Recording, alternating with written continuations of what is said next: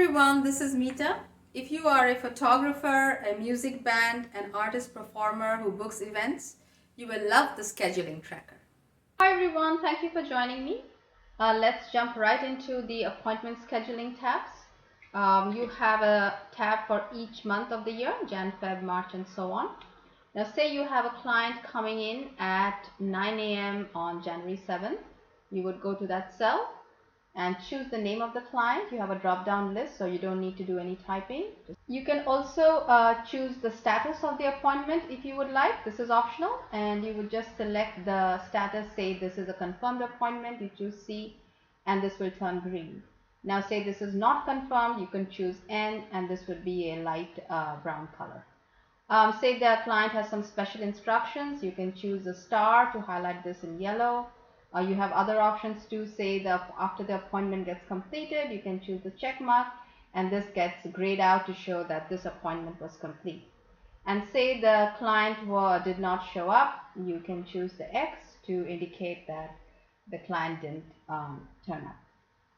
Another neat status indicator is the O, and this indicates out of office, so you can go ahead and put this in for times and dates that you will not be available, so you know not to book any appointments for those dates and times.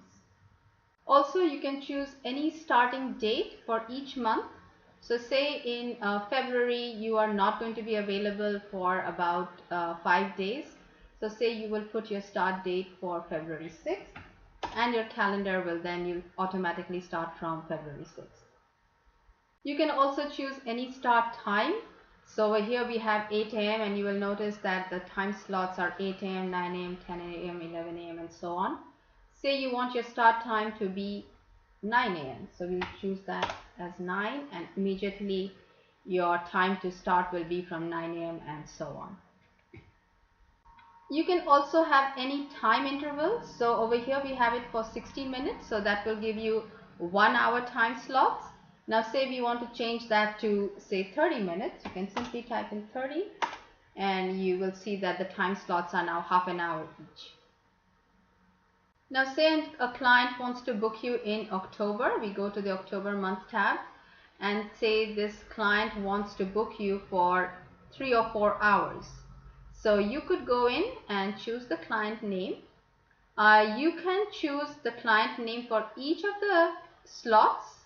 However, to make things easier, just let's go in here and highlight until say 12 p.m. that she wants to book you for, and then use the merge and center, and you'll see this whole section gets blocked out for this client, and you can even choose a status like confirmed. Let's take a look at the settings tab.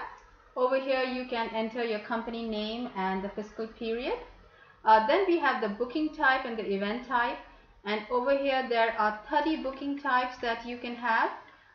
It can be anything you would like it to be, like package 1, 2, 3. You simply need to go into one of these boxes and type over it, like say a gold session, a silver session, platinum session, and so on. There are 15 event types.